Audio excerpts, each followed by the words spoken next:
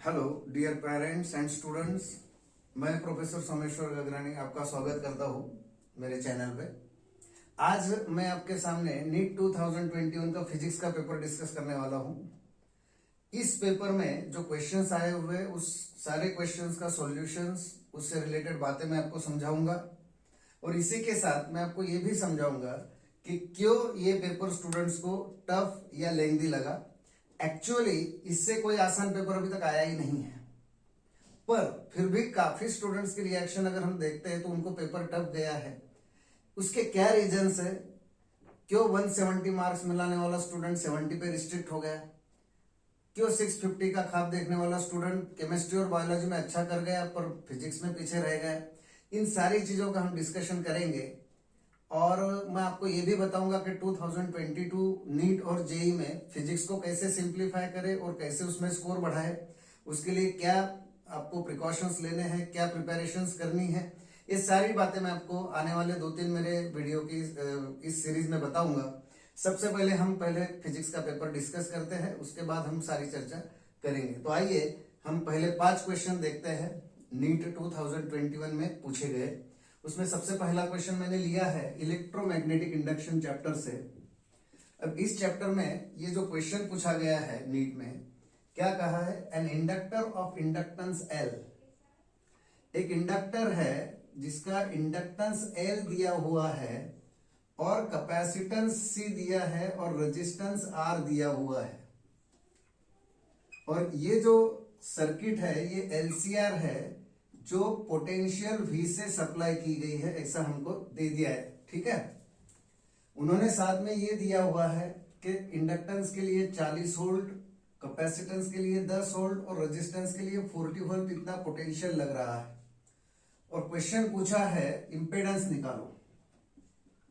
Impedance क्या है circuit में वो निकालना है, और उसके लिए और एक चीज दे दी है उन्होंने, एम्पलीट्यूड करंट। इसका मतलब पीक वैल्यू ऑफ करंट उन्होंने दिया हुआ है। एम्पलीट्यूड का मतलब ही होता है पीक, तो 10√2 एम्पियर इतना करंट हमें दे दिया है। अब ये क्वेश्चन बहुत आसान क्वेश्चन था, पर यहाँ पे बच्चों को कंफ्यूजन कहाँ पे आया? तो जो इंपेडेंस का जनरल फॉर्मूला होता है जो बच्चों के लिप्स पे होता है वो इस तरह का होता है।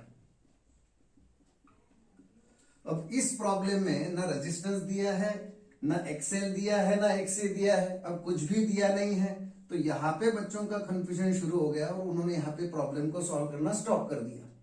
पर जेड का एक दूसरा और फॉर्मूला है और वो फॉर्मूला है ERMS अपॉन IRMS। और अगर जो बच्चे माइक्रो लेवल पे अगर स्टडी करते हैं, प्रैक्टिस की है, तो उन्हें ये फॉर्मूला भी अच्छी तरह से याद होगा। और अब इसमें ERMS कैसे निकालेंगे? तो दो चीजें हैं, IRMS आराम से निकल जाएगा, that is peak value upon √2। Peak value हमें 10√2 दी है, ये √2 कैंसिल हो जाएगा, 10 एम्पियर हो गया IRMS। अब how can we calculate ERMS? तो ERMS का भी फॉर्मूला हमारे पास है, जो अंदर का फॉर्मूला है VR² plus VL minus VC bracket square. अब यहाँ पे हमें क्लियरली VR, VC और VL दिया हुआ है। 40 bracket square plus 40 minus 10 bracket square, that is 1600 plus 900, 2500 का स्क्वायर रूट बन जाएगा 50, सो 50 वोल्ट। सो हमारे पास अब ERMS है, IRMS है, तो हम जेड आराम से निकाल सकते थे। 50 अपॉन 10 दैट इज 5 ओहम।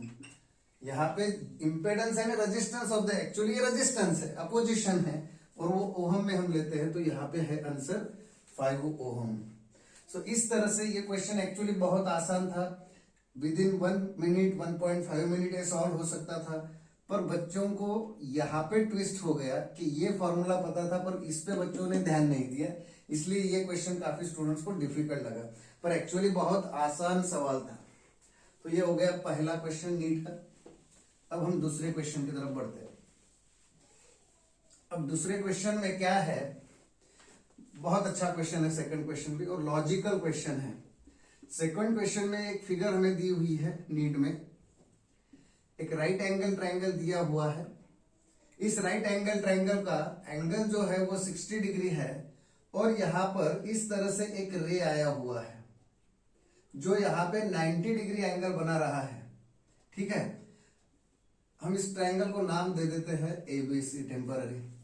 क्या कहा है? Find angle of emergence.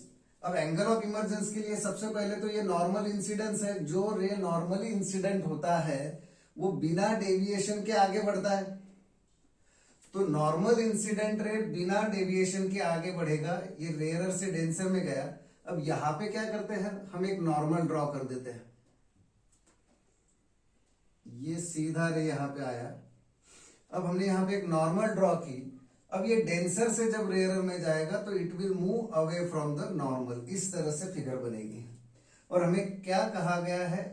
We have to calculate angle of emergence, यानी ये angle made by emergent ray with the normal is called as angle of emergence. अब यहां पे हमने क्वेश्चन तो अच्छी तरह से समझ लिया, फिर से एक बार समझते हैं। Find value of angle of emergence. Find value of angle of emergence